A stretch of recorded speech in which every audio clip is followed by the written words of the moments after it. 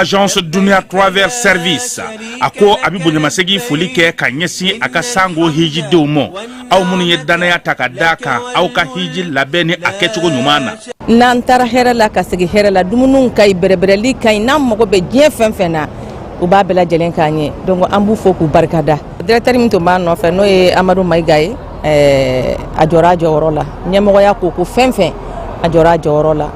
kaniso jam rola kamago berebere ka koto mo tala mo te mindo ka nyeira mo la anyo barade soro dunya la mukele kono akoka au bela jele la dunya silame munu me mali kono ani munu zigiro beno do jiye jamana were umo ka fo sanwere o hijini o umura o baraw labe on damne nakaba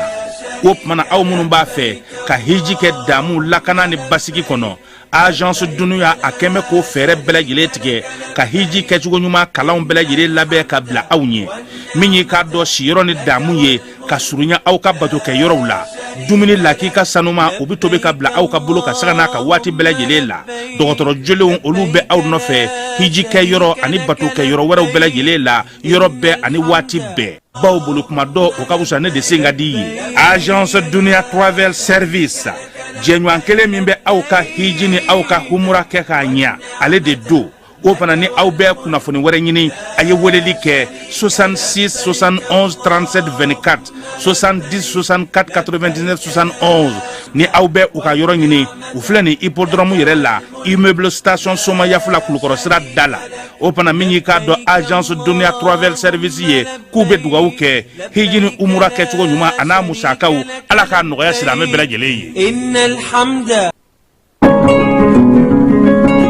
Rentrée académique 2026-2027, votre avenir commence ici. Chers étudiants, nouveaux bacheliers, professionnels du secteur public et privé, l'Université africaine franco-arabe UPAFA a le plaisir de vous annoncer l'ouverture des inscriptions pour l'année académique 2026-2027 en licence, master et doctorat. Rejoignez une institution engagée dans l'excellence académique, la recherche et la formation de leaders capables de relever les défis de demain. Comme formation disponible en licence, le frais d'inscription et de scolarité annuelle est de 25 000 francs CFA. La formation pédagogique est de 300 000 francs CFA. Quant au master, le frais d'inscription et de scolarité annuelle est de 51 000 francs CFA. Et pour la formation pédagogique est de 500 000 francs CFA par an. Enfin, le doctorat, le frais d'inscription et de scolarité annuelle est de 65 000 francs CFA. Comme formation pédagogique est de 1 200 000 francs CFA. Les places sont limitées. N'attendez pas la dernière minute pour garantir votre admission. Une seule adresse à retenir, rectorat UPAFA Sotuba à Seya, près du monument de la Victoire. Faites le choix de l'excellence. Construisez votre avenir. Inscrivez-vous dès aujourd'hui pour la rentrée académique 2026-2027. Université africaine franco-arabe UPAFA, ensemble vers le savoir, l'innovation et la réussite.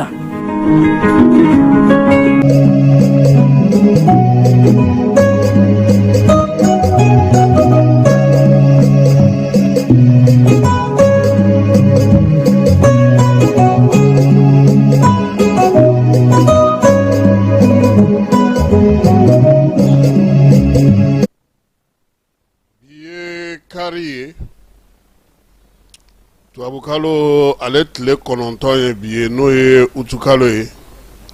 samba fla ani mugan aleni woro ambe befo ka be wala mando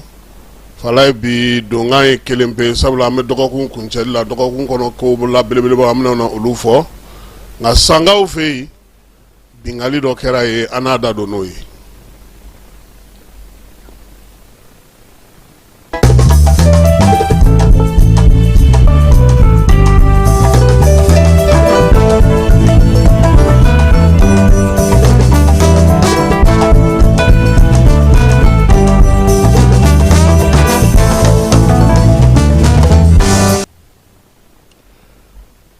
sɔgɔmada in na kabini nɛgɛ kaɲɛ 5 tɛmɛna ni miniti 30 ye kankaw san mara kɔnɔna na wolomasiri tabaw dagayɔrɔ min bɛ yen n'a bɛ fɔ ma ko 23e régiment fala ye bin taara kɛ ale kan a ma bɔ fosi fɛ min ye marifakan kɔni ye sangaw y'o mɛn k'a daminɛ nɛgɛ kanɲɛ 5 n'o ye 5 heures du matin tɛmɛnen ni miniti 30 ye fo ka taa se sɔgɔmada kanɲɛ 7 ma mugukan ale kɔni tun bɛ kan in kɔnɔna na kosɛbɛ kɛlɛ in a guanna i n'a fɔ an ye kibaruyaw sɔrɔ cogo min waleya in sangaw olu sɔmin'a fɛ a mɛnna sabula kabini sangɛmɔ waati n t'a dɔn ni hakili b'a la dugudenw bɛ ka kibaruya di k'u b'a fɛ ka bin san kan u b'a fɛ ka bin san kan san yɛrɛ k'a daminɛ sanfala ye ka taa se jene ka taa kuwakuru ka taa min ye ɲɔnɔ ni segu marabolo ninnu bɛɛ lajɛlen na k'a ta fana san fana fɛ ka kɛnparana kɛ ka taa min ye tomiya bɛnɛna ninnu bɛɛ lajɛlen mali ni burukina dancɛla fala ye nin yɔrɔ ninnu bɛɛ lajɛlen na dugudenw b'a f'i ɲɛna don o don k'u ɲɛ bɛ bamacɔri ni wale kabaw la armée fana b'i se la fala ye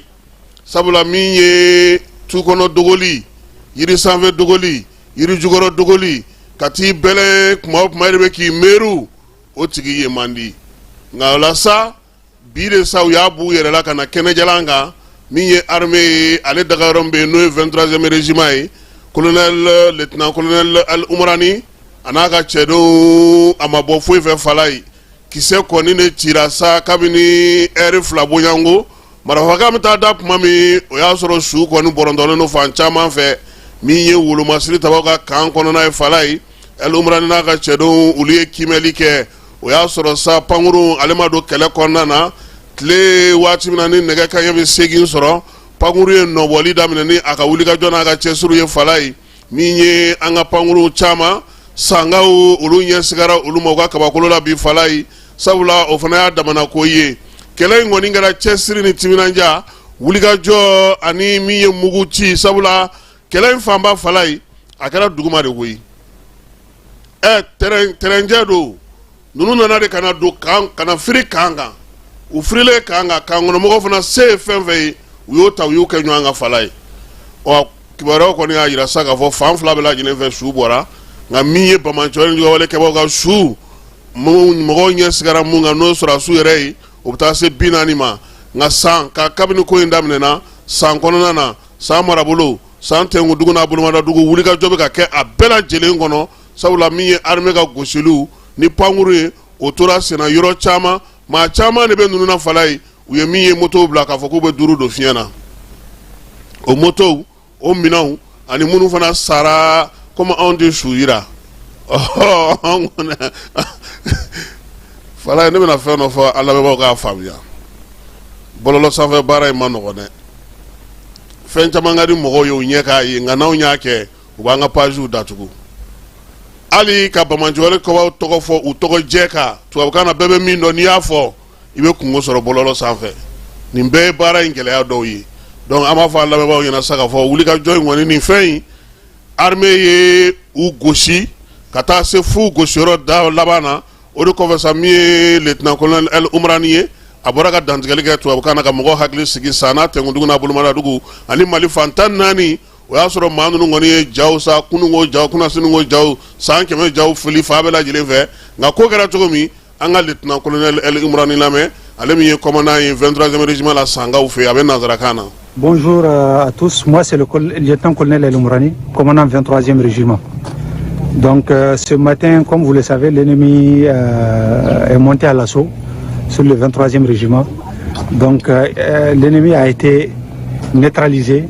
et l'assaut a été repoussé avec succès. Donc le bilan est en cours. À peu près une quarantaine de personnes ont été neutralisées par les FAMA. Donc nous remercions la population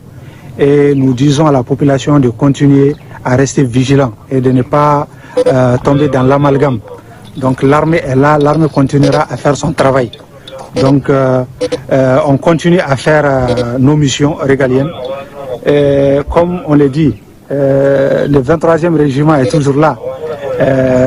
Comme vous le voyez dans la vidéo, on est toujours dans le PC 23e, donc le camp n'est pas tombé. Donc on continue à ratisser la zone pour faire les ratissages. Merci beaucoup.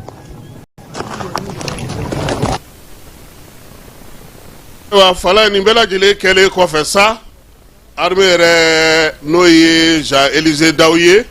a y'a yira sa k'a fɔ ko wulikajɔ in kɛra Jnim ni FLA maaw fɛ hanfala ye ka bolofara minnu bɛ yen n'o ye Al-Qaida ye o maaw de ye nin baara cɛjugu in ta ka ɲɛsin an ka wolomasiri tabaw ma nka a y'a yira sa k'a fɔ ko kimɛliw bɛ sen na n'Ala sɔnna ma su kɔnɔna kɔni na u na ɲɛfɔli kɛ maaw ye dɔgɔkun kibaruya yɛrɛ bɛ daminɛ n'o fana ye halisa Jean-Élisée Daw ko k'a da bɛɛ lajɛlen tulo ka sa wolomasiri taba ka wulikajɔ dugukoloko hukumu kɔnɔna na jumadon k'a daminɛ na sa ka na se fo kunungo ma sa Bulkesi Kidal ani Tesaliti armée wulikajɔ kɛ ye sɛgɛsɛgɛliw bɛɛ lajɛlen tɛmɛnen kɔfɛ tuma min na min ye pankuru kɔni ye lingila nka caman kɛ fala ye wulikajɔ ni cɛsiri ka se ka kɛ ni pankuru ye sibiri n'o tun ye kunungo kalo tile 8 ye min ye an ka wolomasiri tabaw ye sa u ye gosili kɛ yɔrɔ caman na gosili min n'o kɛra Kidal Tɛnkudugu n'a bolomada duguw fana na Bamanjɔlen Jugawale kɛbaw tun bɛ minɛn caman kɔnɔ o minɛnw bɛɛ lajɛlen filenkolonci k'o dakolonci Kidal ni Tesaliti marabolo la Bulkesikaw fana fɛ yen o kelen don armée ale y'a ka wulikajɔ n'a ka cɛsiriw to sen na ka kɛɲɛ ni a ye kibaruya min sɔrɔ sa gosili a y'o kɛ yen fana Bamanjɔlen Jugawale kɛbaw kɔni kun dogolen don merilen don yɔrɔ yɔrɔ la sa k'o bɛɛ lajɛlen filenkolonci k'o dakolonci k'a b'a ɲini dugudenw fɛ halisa an ka to an jɔlen wolomasiri tabaw olu kɔfɛ senkɔrɔma dondoli la Mali fantan ani 4 bɛɛ lajɛlen fɛ dɔgɔkun yɛrɛ baara kɛra o la Kwakurukaw fɛ yen Tesaliti Abeibara Tabrishati Masina Moti nin bɛɛ lajɛlen na sa Jnim n'a kɔladenw kɔni gosira fa bɛɛ lajɛlen fɛ kɛrɛnkɛrɛnnenya la sanubɔyɔrɔ min bɛ Kidal marabolo kɔnɔna fala ye min ye armée ye a ye gosili fana kɛ ka minɛnw kɔni filenkolonci k'u dakolonci yaasa halisa ka dɔ fara wolomasiri tabaw ka se ka bere rouge olu ka jɛkulu bɔko bu 76 na o fana sigira sen kan n'o ye commando parachutiste ye maa 87 olu sera ka bɔ min ye wolomasiri tabaw ye sa ka ni kura fiyɛ Zetia Sabusere maaw la Kayikaw fɛ yen kɛlɛkɛ ɲɛmaw olu taara ka taa bɔ olu ye o bɛɛ n'a ta armée a b'a ka cɛsiri la taji bɛ se ka na cogo min nin dɔgɔkun in kɔnɔ taji 800 citerne 800 ni kɔ o sera ka don wolomasiri tabaw fɛ ale ni chauffeur ni parantiw ka taa se maa minnu kɛlen ka wulikajɔ kɛ sa kɛrɛnkɛrɛnnenya la taji yɛrɛ kunfɔlɔ dɔw sera Joyila ani Segukaw fɛ yen yaasa baaraw bɛ se ka sigi sen kan cogo min na min ye Mali ni Sénégal dancɛla fala ye maa 97 tɛgɛ sira ka da olu kan k'olu kun tɔlen ka taa sanubɔyɔrɔ yamaruyabali dɔ sigi n'a bɛ fɔ o ma ko orpaillage clandestin fleuve Falemé n'o ye ba Falemé o fanfɛla la ye ka taa Sarayakaw fɛ yen Fadugu n'o ye Mali ni Sénégal dancɛ ye maa ninnu kɔni n'u bolominɛw bɛɛ lajɛlen minɛna sa k'u bila fanga tigilamaw olu ka bolo kan kiiriko ta na sira fɛ ani nafoloko ta na sira fɛ fala ye o tile in ne ale bɛ faso ka cakɛda baarakɛlaw bɛɛ lajɛlen la kɔlɔsi u ka sɔrɔko ta na sira la min ye u ka musakako ta na sira la sa vérificateur ko o tile yɛrɛ kɔnɔna fala ye k'a daminɛ san 2021 ka na se san 2025 ma CFA wari miliyɔn 350 k'o de kɛra majɛ olu fɛ yen a ma fɔ k'u y'a dun dɛ an k'a perepere tigɛ majɛ kɔrɔ musaka min bɛ yen ni a kan ka don da min fɛ a ma don fɛ fala ye sabula maa caman a bɛ kɛ maa caman ɲɛna k'u ye dunko juguya ni yurugujugu ye o n'o tɛ kelen ye sɛgɛsɛgɛliw de bɛ kɛ u fana bɛ n'u ka daliyaw ye maaw bɛ girin ka kɔn ka kumaw fɔ fala ye k'a sɔrɔ a baara kɛcogo yɛrɛ yɛrɛ ɲɛdɔnbaw ye min ye olu b'a dɔn min don donc an b'o fɔ ka fara nin kuma in kan bisigili don k'a jira k'a fɔ ko ɲɛdɔn nana k'a ko la ka tila ka ɲɛfɔli kɛ maaw ye wolomasiri tabaw n'o ye kɛrɛnkɛrɛnnenya polisilakaw ye fala ye Yirimajɔ polisiso ale wuli ka jɔ kɛ nin dɔgɔkun in kɔnɔna ka min ye bingalikɛla 8 ka tɛgɛ da ka moto sonyɛnna ni moto feerelaw k'olu fana minɛ min ye fura cɛjugu ye sa n'u b'o feere n'o ye kiribikiribifɛnw ye u y'olu bɛɛ lajɛlen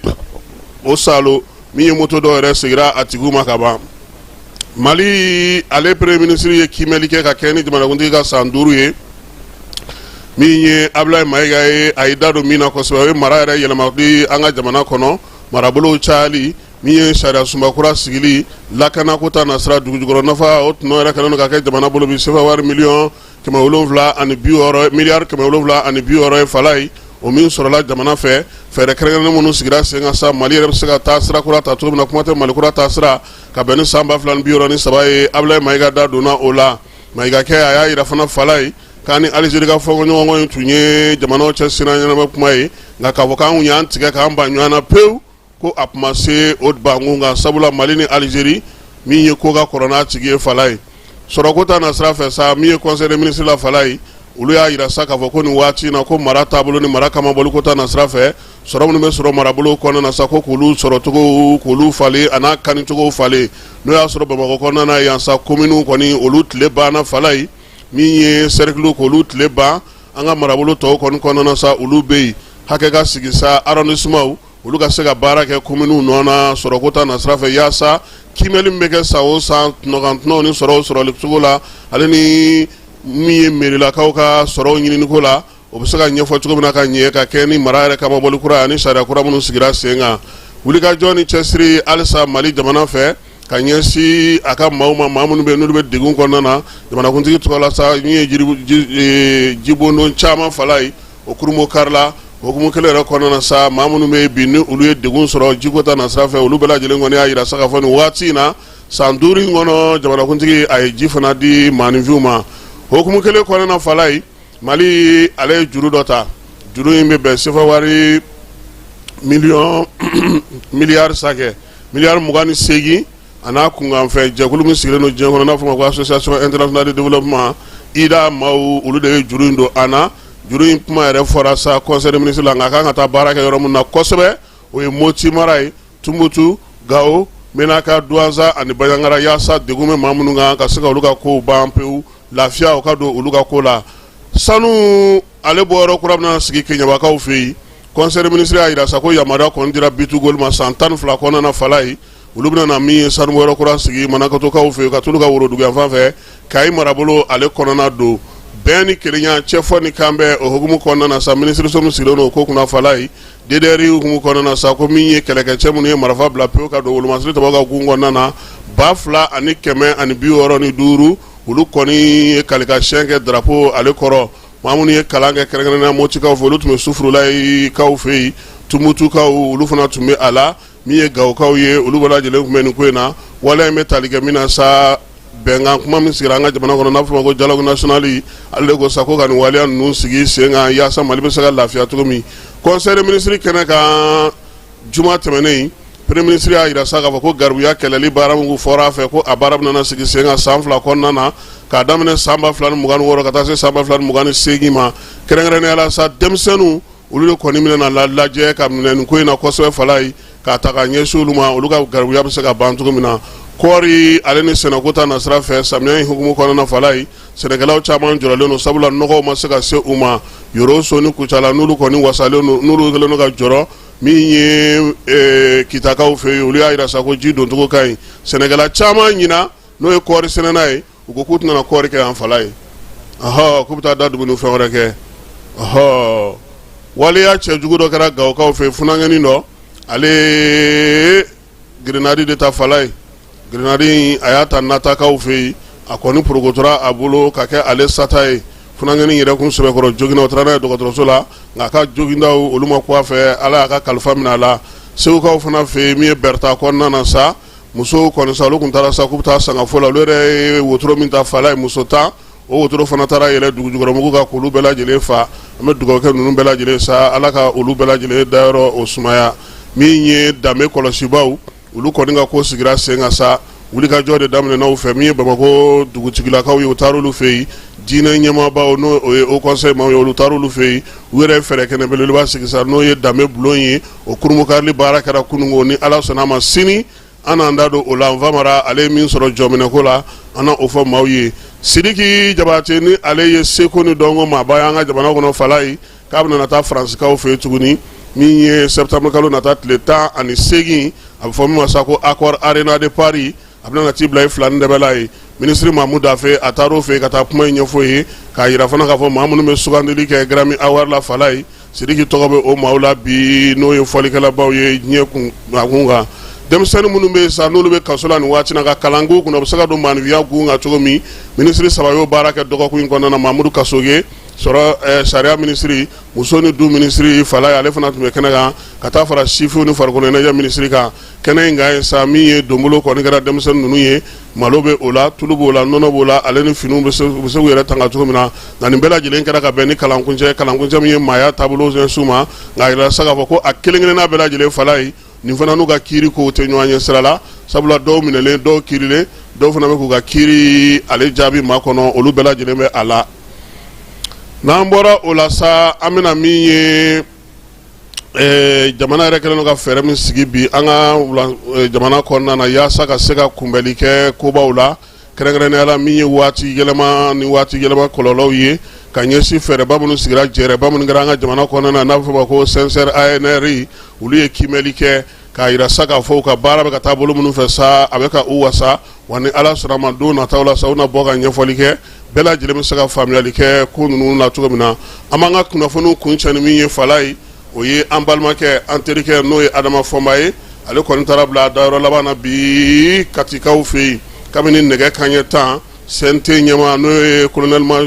général de corps d'armée Maliki Diaw ye ministre min bɛ kalanko kunna Amadu Sisabane ka taa se CNT ma mafalenbaw ma o bɛɛ lajɛlen tun bɛ kɛnɛ kan école karamɔgɔw ka lafasajɛkulu bɛɛ lajɛlen tun bɛ olu yɛrɛ tɔgɔ la Sambu Jaje Fofana ale yɛrɛ ye tasibila kɛ Fɔnba ka denbaya yɛrɛ fana ye tasibila kɛ min ye CNT ɲɛma fana tɔ la u ye miiriya jigi kɛ ka ɲɛfɔli kɛ bɛɛ lajɛlen maaw taara kɛnɛ in kan ye Fala ye ɲɛji kɔni a ma tigɛ fiyewu bi Kati kɔkɔkaw fɛ yen Fɔnba u ka sɔrɔ ka sukanseli kɛ ka dugawu don kɛ sa ko Ala ka a dayɔrɔ sumaya a y'an ko min na Ala k'o nɔgɔya n'a bɛ taa jama Ala k'o nɔgɔya nin bɛ dan sigi an fana ka dɔgɔkun kɔnɔ kibaruyaw la min dira ma Fala Keyita ani ne yɛrɛ fɛ a k'an bɛn sini ni Ala sɔnna a ma.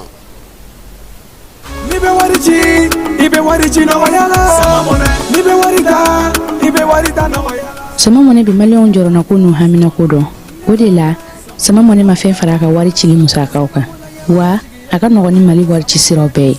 a ma da aw ma dɛ Sama mɔnɛ bi dɔ fara aw de kunna wari kan ni wari bonisi ye awɔ ni wari bonisi ye kɔni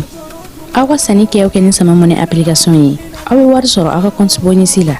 k'a daminɛ crédit la abonnement télé fo ka taa se courant ni ji sarali ma aw bɛ bonisi sɔrɔ nin bɛɛ la